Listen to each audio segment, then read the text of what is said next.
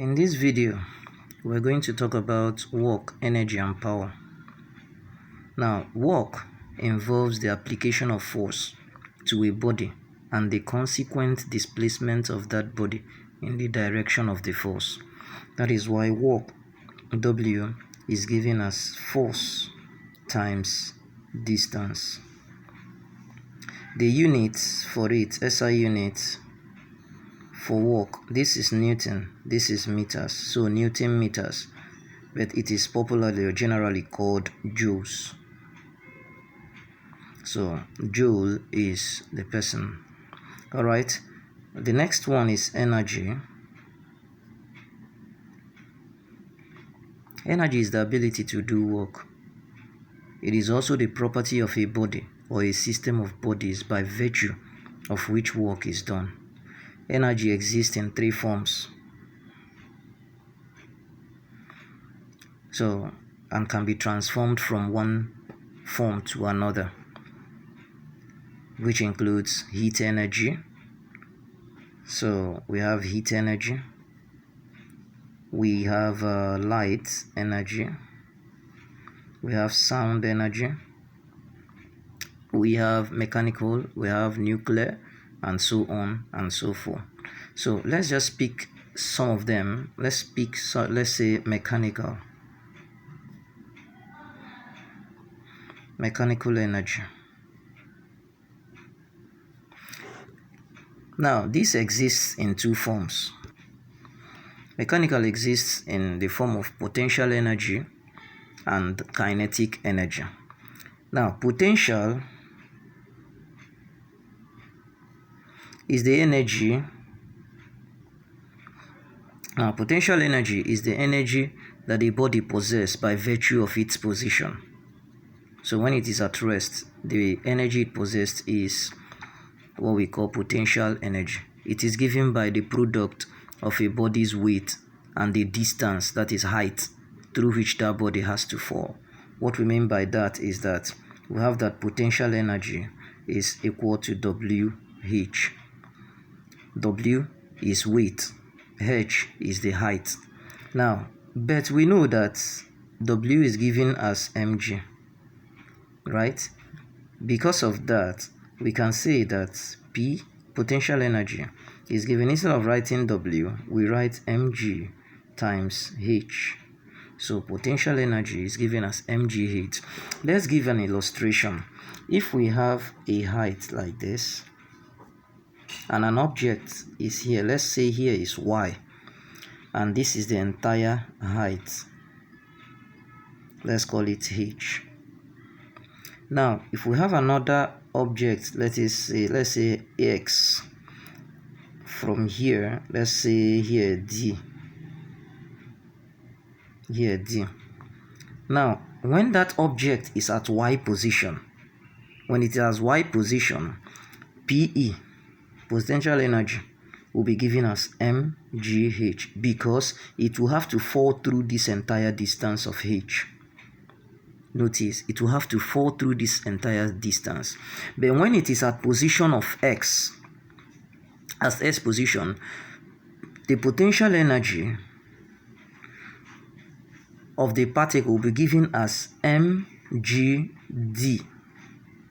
no longer h, because this is the distance it has to fall through. Okay, so the next form of energy is kinetic energy. So we need to note something, that total energy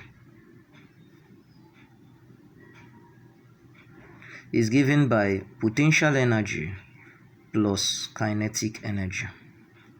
That's the total energy. So at the previous one we looked at, if the potential energy at x is equal to mgd, then kinetic energy at that x, will be given as mg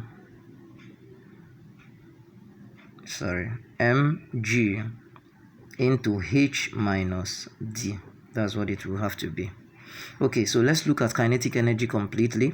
Kinetic energy is the energy of a body in motion. So kinetic energy is equal to half mv squared. This is the mass and this is the velocity. So that is what kinetic energy is all about. So let's see an example. This question says, an object of mass 2 kg falls from the top of a building to the ground that is 5 meters from the top of the building. Calculate its kinetic energy at the top of the building at a point 2 meters from the ground. Now, one thing you need to notice is that the mass, let's say solution, the mass of that object m is 2 kg. Now, from the top of the building to the ground that is 5 meters, so h is 5 meters, the height 5 meters. Now, having seen that, it says that from the building top, calculate its kinetic energy at the top. So now, one thing we need to know is that kinetic energy is giving us half mp squared. When that object was at the top of that building, it doesn't have any velocity, so it was not moving. So what we'll have is that kinetic energy is half times the mass is 2, the velocity is 0 squared. Anything you multiply by 0 will still give you 0, so it's 0 joules. Now the second question, we need to know that kinetic energy, since it has moved 2 meters from the ground, it means it is mg, the entire height minus that distance from the ground. So, which we're going to have that 2 times 10 into the entire height. The entire height is 5 minus 2 meters from the ground. So, what we're going to have is 2 times 10, 20 times 3 is 60 joules. So this is the answer. Another way you can still solve this second one is that you can say that v squared is equal to u squared, you can say that v squared is equal to u squared plus 2es. Now, when it is a vertical motion, you say v squared is equal to u squared. This is now acceleration due to gravity, and acceleration under vertical motion is always negative, times 2. This turns to negative 2g. Distance is now height. So, since it is falling down, it means height is decreasing. So, it becomes negative.